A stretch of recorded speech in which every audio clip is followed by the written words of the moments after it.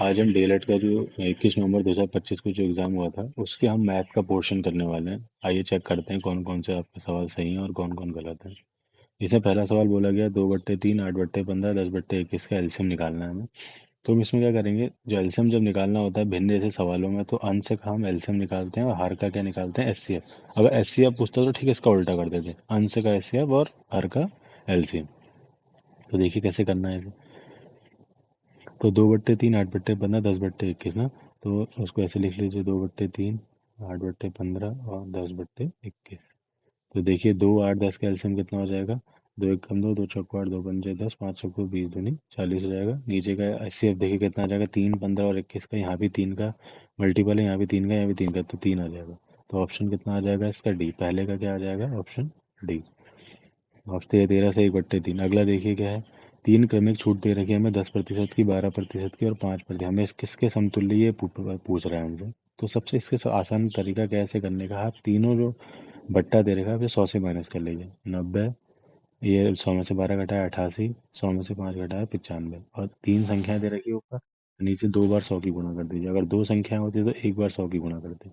इसे काट लीजिए, ये कितना आ जाएगा, ये आ जाएगा कि 9 की गुणा सबसे करिए, 9 गुणा 88 गुणा 95, ये आ जाएगा 75.246 आ जाएगा। ठीक है। और अब इसको माइनस कर लीजिए 100 से, क्योंकि हमें तो बट्टा निकालना है ना। बट्टा निकालने के लिए 100 से माइनस कर लीजिए, ये हो जाएगा कितना, 10 में 6 घटाया 4, 9 में 4 घटाया 5, 9 में 2 घटाया 7, 9 से 5 घटाया 4, 9 में 2 घटाया 7। तो इसका आंसर आ जाएगा ऑप्शन सी, 24.76। अगला देखिए, अगले में क्या बोला, एक परिवार में किसी जीवित दंपत्ति के 6 विवाहित पुत्र हैं। पहले तो एक जीवित दंपत्ति हो गई, दो, 6 पुत्र हैं, तो कितने हो जाए, 1 2 3 4 5 6, जिनमें से प्रत्येक के 4 बच्चे हैं। 4 बच्चे यानी कि 6 चौको 24 ये हो गए, इनकी पत्नियां भी होंगी। 6 दूनी 12 ये हो गए, दो ये हो गए, 24 12 हो गए 36 और दो 38, यानी कि ऑप्शन डी आ जाएगा इसका आंसर। कितना आ जाएगा, ऑप्शन डी। बहुत आसान से क्वेश्चन आए थे। अगला देखिए, अगला क्या है, इसमें रेशियो आपको फाइंड करना है कि इनका जो रेशियो वो क्या बनेगा। तो इसका करने का सबसे आसान तरीका है, सबको पहले भिन्न में बना लो। 2/3 ए बराबर, ये हो जाएगा 25 3 75, 25 चक्को 100 बी, ये हो जाएगा 0.6 से कितना हो जाए, 2 3 6 2 5 10 सी हो जाएगा। अब यहाँ से वो बना लीजिए, भिन्न बना लीजिए, ए और बी का रेशियो ले लीजिए, कितना आ जाएगा, ये आ जाएगा 3 3 9, और ये हो जाएगा 4 दूनी 8। अगला देखिए, बी और सी का रेशियो क्या बन जाएगा, यहाँ से 4 3 12, 4 3 12 5 3 15। अब देखिए, आप एक चीज़ देख रहे होंगे, बी जो है 8 है और यहाँ बी क्या है 12, दोनों अलग अलग हैं, इनको सेम कर लीजिए। सेम करने के लिए यहाँ 3 से मल्टीप्लाई कर दीजिए, यहाँ 2 से मल्टीप्लाई कर दीजिए, हो जाएगा ना सेम। 8 3 24 या 12 दूनी 24 बराबर हो जाएगा। तो यहाँ कितना बन गया, मैं साइड में लिख देता हूँ, 9 रेशियो नहीं, 9 3 27 रेशियो 24 रेशियो 15 दूनी 30 हो जाएगा नहीं। अब काट दीजिए इसे, 3 9 27, 3 8 24 और 3 10 30। तो इसका ऑप्शन क्या आ जाएगा, ऑप्शन डी, 9:8:10। ठीक है। अगला देखिए, अगले में क्या कह रहा है, अगले में कह रहा है कि हमें क्या है, 7 का स्थानीय मान और 7 के जातीय मान का कितना, इसे करने की जरूरत नहीं। देखो 7 का जातीय मान 7 होगा, स्थानीय मान 700 हो जाएगा। कितना गुना बन रहा है, 100 गुना बन रहा है, कुछ करने की जरूरत नहीं, ऐसे ही हो जाएगा। अगला देखिए, ये बोल रहा है कि किसी एक व्यक्ति अपनी आय का 75% खर्च करता है। तो उसको करने का सबसे आसान तरीका, लिखना सीखे पहले। 100 उसकी इनकम मान लीजिए, 75% खर्च कर देगा, तो बचा कितना उसका, 25। ठीक है, ये एक वो बन गई हमारा समीकरण। अगला देखिए, यदि उसकी आय में 20% की वृद्धि होती है, तो कितना हो जाएगा, 100 का 120%, 120 हो जाएगा। उसकी आय में 10% की वृद्धि होती है, 10% निकाल दीजिए 75 का। 75 का 110% कितना हो गया, काटिए काटिए, 11 5 55, 77 और 5 82, 10 से काटिए, 82.5 हो जाएगा। यानी कि पहले 75 थी और 82.5 हो गई। तो इसकी जो वो क्या कहते हैं सेविंग हो गई, वो कितनी होगी, माइनस कर लीजिए इसमें से। 10 में से 5 घटा 5, 9 में से 2 घटा 7, 3, 37.5। यानी ये पूछ रहा है कि सेविंग में कितने प्रतिशत की वृद्धि हुई। तो उसको करने का तरीका क्या है, देखिए कितने प्रतिशत की वृद्धि है, देख लीजिए। ये हो जाएगा 12.5 की वृद्धि हुई है 25 में, गुणा 100। तो ये हो जाएगा 25 5 125, 0.8 जीरो कटा 5.50, कितने की वृद्धि, 50%, यानी ऑप्शन बी है ना आसान। अगला देखिए, अगले में ये बोल रहा है कि बहुत अच्छा क्वेश्चन आया था, ये ऐसे सीजन लेवल के क्वेश्चन का था, बहुत बढ़िया क्वेश्चन था। इसको करने का जिसको सूत्र पता होगा वो कर ले जाएगा इस क्वेश्चन को। इसमें क्या बोला था कि देखो, एओ बराबर क्या दे रखा है आपको, 1 दे रखा है, और पीओ क्या दे रखा है आपको, तीन दे रखा टोटल, तो ये दो हो जाएगा, ये एक हो जाएगा, और ये दोनों बराबर दे रखा है, ओ बी और बी आर आपको बराबर दे रखा है, और टोटल कितना दे रखा है? टोटल हो गया तुम्हारा 8, ये 4 है, ये भी 4 है, ठीक है, और ये टोटल ये भी 8 हो जाएगा। तो हमसे क्या बोला है इसने? छायांकित भाग का क्षेत्र, यानी कि इसका और इसका टोटल का क्षेत्रफल हमें निकाल के बताना है कितना होगा। तो इससे करने का तरीका देख लीजिए क्या है। आप देखिए यहाँ पर जो ओ बी है और ओ है, ये क्या है? त्रिज्याएं हैं, और ओ बी क्या दे रखा है हमें? 4, और ओ ए क्या दे रखा है हमें? खाली एक्स दे रखा है ना, तो एक्स की वैल्यू यहाँ से 4 आ गई। तो टोटल कितना दे रखा है? 3, 3x था ना, 3 × 4 करो तो ये हमारी लंबाई इसकी आ गई 12 और चौड़ाई है इसकी 8। यानी कि आयत का क्षेत्रफल कितना आ गया? 96। लंबाई गुणा चौड़ाई होता है ना, तो साइड में लिख लीजिए कि आयत का क्षेत्रफल होगा 96। और हमें क्या निकालना है? और देखिए, और हमें निकालना है इस त्रिज्यखंड का, यानी दीर्घ त्रिज्यखंड का क्षेत्रफल निकालना है। इसको करने का सबसे आसान तरीका क्या है? बड़े स्क्वायर से, बड़े जो वृत्त है इसमें से अगर हम लघु त्रिज्यखंड घटा दे तो बड़ा आ जाएगा ना हमारे पास, बड़े त्रिज्यखंड का क्षेत्रफल आ जाएगा। तो पाई आर स्क्वायर ये हो गया वृत्त का क्षेत्रफल, माइनस लघु त्रिज्यखंड का होता है पाई आर स्क्वायर थीटा अपॉन 360। अब आप बोलेंगे थीटा कैसे होगा? थीटा देखिए, अब आयत का हर एक कोण 90 का होता है, तो ये भी कितने का होगा? 90 का, बस हो गया। पाई आर स्क्वायर कॉमन ले लीजिए, कॉमन ले लिए, हो जाएगा 1 माइनस का थीटा 90 अपॉन 360, काटिए, 9 एक कम 9, 9 चौको 36, ये 4 में से घटाए 3, और पाई की वैल्यू रखनी 3.14। आर कितना दिया था हमें? 4 ना, 4 चक्को 16 गुणा 3/4, 4 से 4 बार कट गया, और ये हो जाएगा 4 3 12, और इसकी वैल्यू कितनी आ जाएगी गुणा करके? 12 की हम 3.14 से करेंगे 37.68। आपको क्या क्या याद करना है? आयत का क्षेत्रफल 96 आया था, और दीर्घ का आ गया 37.68, ठीक है, ये ध्यान रखिएगा। अगला देखते हैं हमें क्या निकालना है अब इसमें। अब हमें निकालना है आयत का जो बचा हुआ पोर्शन है इसका छायांकित भाग का क्षेत्र। हमने आयत का तो निकाल लिया, अब छायांकित भाग का निकालने का करना है लघु त्रिज्यखंड, इसको माइनस करना पड़ेगा बड़े में से, तभी निकलेगा ना इसका। तो देखिए क्या करना पड़ेगा हम इसमें। लघु त्रिज्यखंड का क्षेत्रफल होता है पाई आर स्क्वायर थीटा अपॉन 360। पाई की वैल्यू हो गई 3.14, आर की वैल्यू हो गई 16, थीटा हो गया 90 अपॉन 360, कटा कटा 9 एकम 9, 9 चौको 36, 4 चौको 16, ये आ जाएगा गुणा करके 12.56, ठीक है। अब 96 में से जब हम ये माइनस करेंगे इसको, तो हमारे पास छायांकित भाग का क्षेत्रफल आ जाएगा ना साइड वाले का।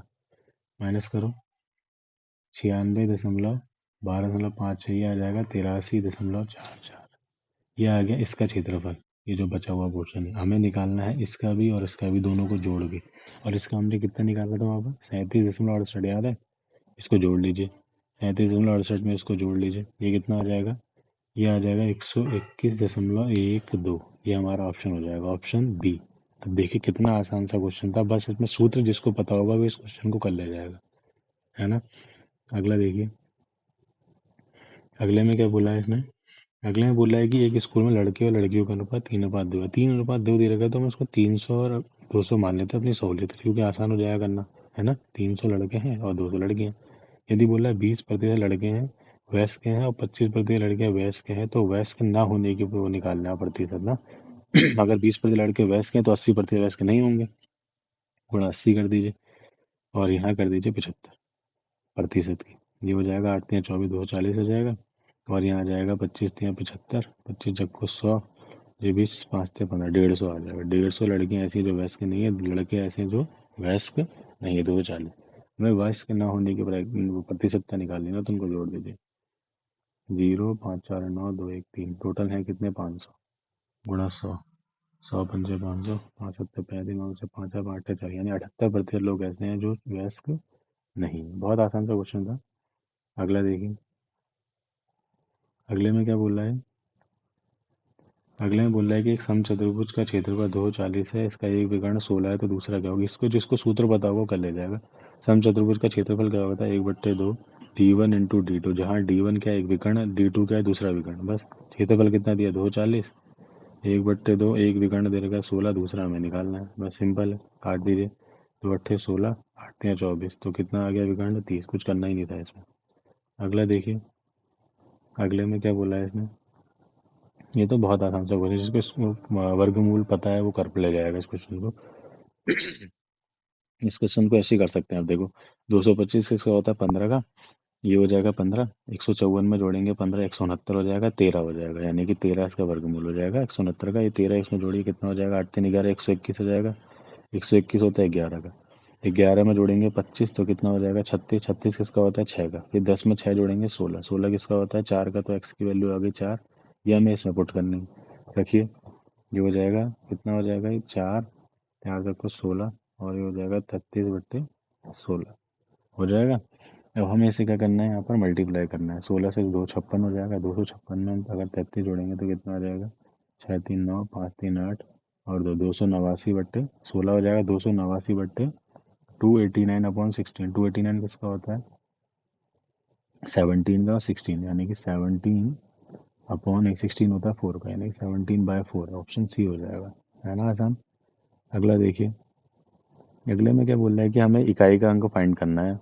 तो इकाई का अंक फाइंड करने के लिए आपको क्या करना पड़ेगा, साइकिल फाइंड करनी पड़ेगी कि जो इकाई का अंक 7 लिखा है यहाँ पर, इसकी साइकिल क्या होती है। इकाई की साइकिल की देखिए, 7 की पावर 1 होती है 7, 7 की पावर 2 होती है 4, नहीं 9 होती है, 7 की पावर 3 होती है 3, और 7 की पावर 4 होती है 1। यानी कि इसकी साइकिल जो चलती है 7 की, हर 4 बार बार रिपीट होती है। जैसे 7 की पावर 4 करते हैं 1 आर, 7 की पावर 5 करेंगे 7 आएगा, 7 की पावर 6 9 करेंगे 6 करेंगे तो 9 आएगा, 7 की पावर 7 करेंगे 3 आएगा, 7 की पावर 8 करेंगे 1 आएगा। इसकी चार चार बार में हर वो चीज़ रिपीट होती रहेगी। तो हम क्या करेंगे, इसका जो वो दे रखा, पावर दे रखी है, 4 से डिवाइड करें कितना आ रहा है कि देख लीजिए। 4 एक 54 को करो, 4 एकम 4, 5 4 1, 14 बचा, 4 3 12, 4 में से 2 घटाया 2, यानी कि शेषफल आ रहा है 2, यानी 7 की पावर 2 बच रही है। 7 की पावर 2 का एक अंक क्या आ रहा है, 9 आ रहा है ऑप्शन में। यहाँ आंसर में हमारा, तो यहाँ भी 9 आ जाएगा, ऑप्शन डी हो जाएगा इसका। अगला देखिए क्या है, अगले में बोल रहा है कि आपको एबीसी की पूंजी का अनुपात दे रखा है, हमें इसके लाभ का हिस्सा हमें बताना है। क्या हो, बस सिंपल है। जो पूंजी होता है, इन्वेस्टमेंट होती है, उसका जो व्युत्क्रम होता है वही उसके लाभ का रेशियो होता है। यानी इसका व्युत्क्रम कर दीजिए, 1/3, 1/4, 1/6, बस इसका निकाल दीजिए। 3 4 6 का वो क्या आ जाएगा, 3 एकम 3, 3 दूनी 6, 4 में 8 दूनी 16 आ जाएगा। 3 एकम 3, 3 दूनी 6, ठीक है। फिर उसके बाद तो एक 2 दूनी 4, 4 तियाँ 12 आ जाएगा। कितना आ जाएगा, 12 एलसीएम आ गया, 3 चक्को 12, 4 तियाँ 12, 6 दूनी 12। तो इसका लाभ का रेशियो कितना आ रहा है, 4 3 2। ये ऑप्शन ए आ जाएगा हमारा। अगला देखिए क्या है, अगला काफ़ी ट्रिकी क्वेश्चन है। थोड़ा लगेगा कि हाँ ऐसा है, लेकिन समझ में आ जाएगा। देखिए क्या करना है इसमें। ये लिखा है -1 3 4 3 की पावर दे रखी है -2/3। जब देखिए कि जो संख्या है ये जब ऊपर जाएगी तो ये पावर क्या हो जाएगी, पॉजिटिव हो जाएगी ना।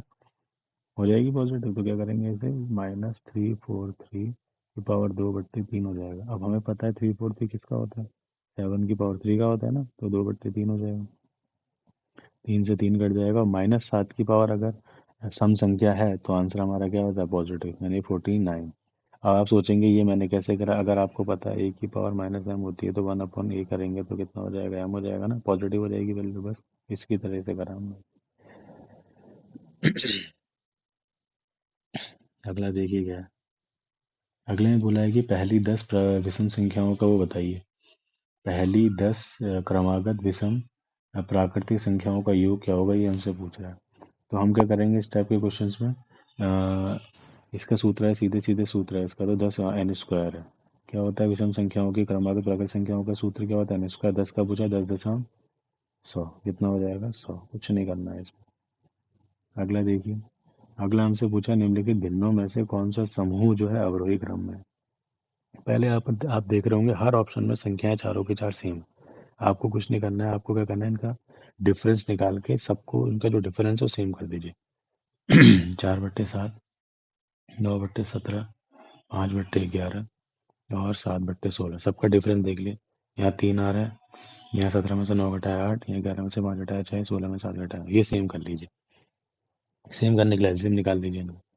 3 8 6, 6 9 निकाल लीजिए। 3 एकम 3, 3 दूनी 6, 3 तिया 9, फिर एक 3 और आएगा, एक 3 और आ जाएगा।